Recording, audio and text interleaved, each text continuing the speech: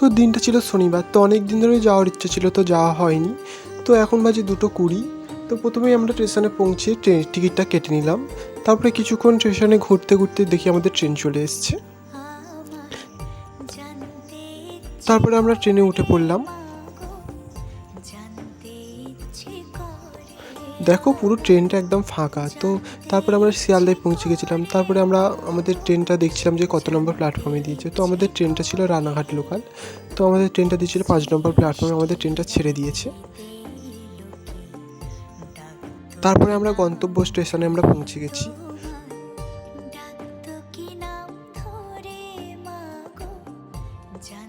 তারপর আমরা ট্রেন থেকে নেমে 2 নম্বর প্ল্যাটফর্মে লিফটে করে 1 নম্বর প্ল্যাটফর্মে চলে গেছিলাম। তো 1 নম্বর প্ল্যাটফর্মে ব্রিজের নিচ থেকে রোডে চলে এসেছি। তারপরে এই দোকানটা থেকে ডালা কিনে নিয়েছি। তো ডালা কিনে নিয়ে এবার আমরা চলে যাচ্ছি গঙ্গার ঘাটের দিকে। তো গঙ্গার ঘাট থেকে আমরা হয়ে তো এবার বড়মার মন্দিরে প্রবেশ করব। তো আমাদের লাইনটা বেশি দূর ছিল না, কারণ আমরা একটু ভোর ভোর গিয়েছিলাম। তারপরে আমরা মন্দিরের সামনে প্রণাম করে ভেতরে প্রবেশ করলাম। তারপরে অবশেষে আমরা বড়মার দর্শন পেয়ে গেলাম। তো বড়মার দর্শন পেয়ে খুবই ভালো লাগছিল।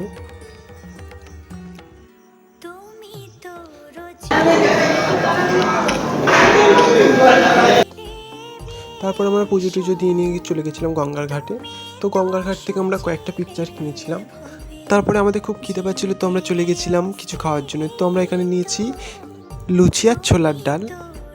তো আমরা খাওয়া দাওয়া করে বাড়ির উদ্দেশ্যে রওনা দিয়েছি, নাহলে আমাদের ট্রেনটা অনেকটাই লেট হয়ে যাবে। আর হ্যাঁ, যাওয়ার আগে কেউ জয় বড়মা বলতে ভুলো না কিন্তু।